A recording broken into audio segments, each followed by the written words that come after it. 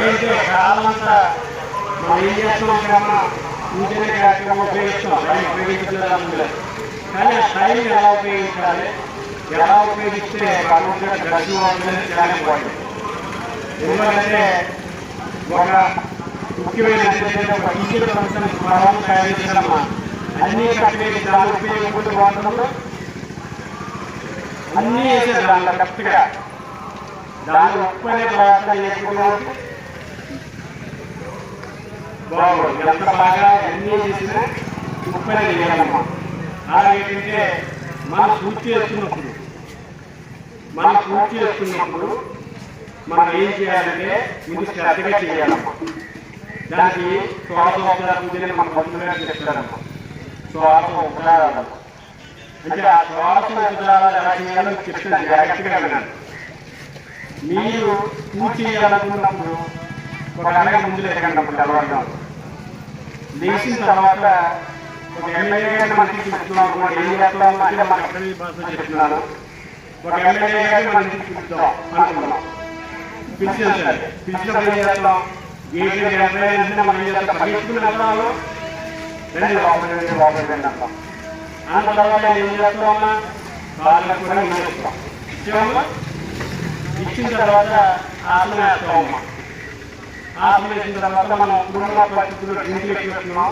అప్పుడు ఏం చేసినట్టు పానకం ఇచ్చుకోడు. ఎవరైనా పెద్దలు గొప్ప వచ్చినప్పుడు మనకి చక్కగా పానకం కలిపి ఇచ్చేవారమ్మా. అక్కడ ఒక ఎమ్మెల్యేగా రాబోమ్మ. అదే భగవంతుడు వచ్చాడు అనుకోండి, మీరు ఎంత జాగ్రత్తగా తీసుకోవాలన్నా ఈ శక్తికి ఆదిమూలం, మన జీవితానికి ఆదిమూలం. మన సర్వకాల చచ్చిపోయిన తర్వాత కూడా మన కాబట్టి భగవంతుడు మందికి వస్తున్నప్పుడు మన అందజాగ్రత్తగా ఉండాలి.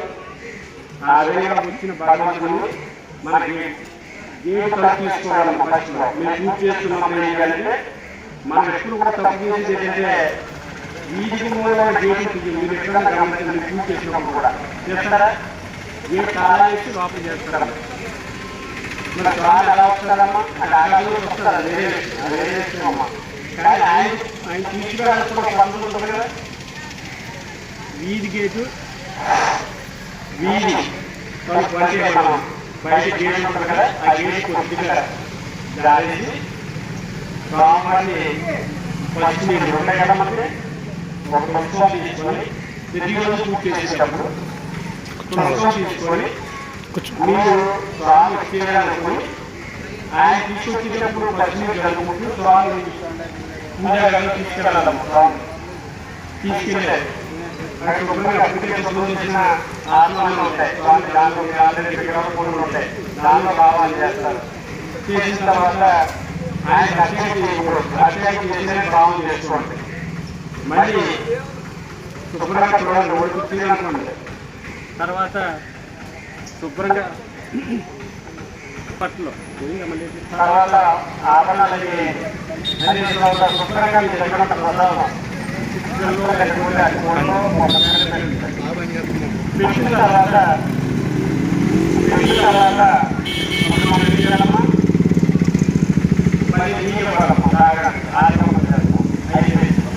అయిపోయిన తర్వాత అనుకుని మనస్ఫూర్తిగా దండం పెట్టుకున్నాను అనుకోండి. మీరు ఏ దేవాలయం అయితే చూసారో, ఏ దేవుని అయితే చూసారో ఆయన అక్కడే కూర్చొని ఉంటాడమ్మా. అక్కడే కూర్చొని మీరు ఏ కోరుకుంటే దండం కోరిక చేసినా సిద్ధంగా ఉంటాడమ్మా. మనం ఏం చేస్తున్నామంటే పూజగా చేయడం నేర్చుకోవాలమ్మా. అంటే మన సనాతన సంప్రదాయంలో ఎన్నో మార్పులు తీసుకొచ్చారమ్మా. అంటే ఆదిమూలంలో గురువులు లేదమ్మా. ఒకప్పుడు కొన్ని అవతారాలలో గురువులు లేదు, రామావతాలు గురువులు వచ్చారు. మళ్ళీ కొన్నాళ్ళు మళ్ళీ జ్ఞానం వచ్చారు. ఇలాగేంటంటే అలా పరస్పరం మార్పు ఏంటంటే ఇప్పుడు మన పరిస్థితుల్లో మనం ఏదైతే మర్చిపోయాము, మనం ఎవరో మనం ఎందుకు వచ్చాం, మన పరిస్థితి రేపు చచ్చిపోయిన కూడా ఇక్కడ సంబంధం చేస్తాడమ్మా. ఇక్కడ సంబంధం ఫోన్ చేస్తారన్నది నాకు అర్థం కాదు. ఎందుకంటే మీతో వచ్చి సంబంధించిన పరిస్థితి ఉంటుంది. మీతో వచ్చి సంబంధం ఏంటంటే మీకు ఎంతో వచ్చామమ్మా, ఎన్నో కోట్లాలు ఉన్నాయి. అది ఇప్పుడు కాదమ్మా, ముందు జన్మలో మీరు చేసుకుంటారు. ఇప్పుడు మీరు అనిపిస్తున్నారా మీకు తెలియజేయడం వల్ల, లేకపోతే మీ యొక్క మేధస్సు వల్ల, లేకపోతే మీ యొక్క గొప్పతనం వల్ల మీకు ఏం రాలేదమ్మా. ముందు జన్మలో మీరు చేసుకున్నంతా కూడా ఒకదాని తర్వాత ఒక వస్తూ ఉంటుంది. దాన్ని మనం ఏం చేస్తున్నాం, మరీ పోగేసేసి బొట్టలు వేసేసి వెనకాల అప్పచెప్తున్నాం అమ్మా. కానీ మీతో వచ్చి ఏ మాత్రం సంపాదించుకోవాలన్నారు. ముందు అది సంపాదించుకోవడం ప్రయత్నం చేయండి అమ్మా. ప్రతి ఒక్కరు గుండె పెట్టి వేసుకుంటారు, గుండె పెట్టి వేసుకున్నాం వేసుకున్నారమ్మా. వేసుకున్నాం, గుండె పెట్టి చేసుకున్నాం. మీకోసం మీరు 24 గంటలు 8 గంటలు ఉపయోగించుకున్నారు తెలుసా? 24 గంటల్లో 8 గంటలు ఉపయోగించుకున్నారు తెలుసా? ఆ గంటలో ఉపయోగించుకోవాలి. ఎలా ఉపయోగించుకోవాలో చెప్తాను. మీకోసం మీరు ఒక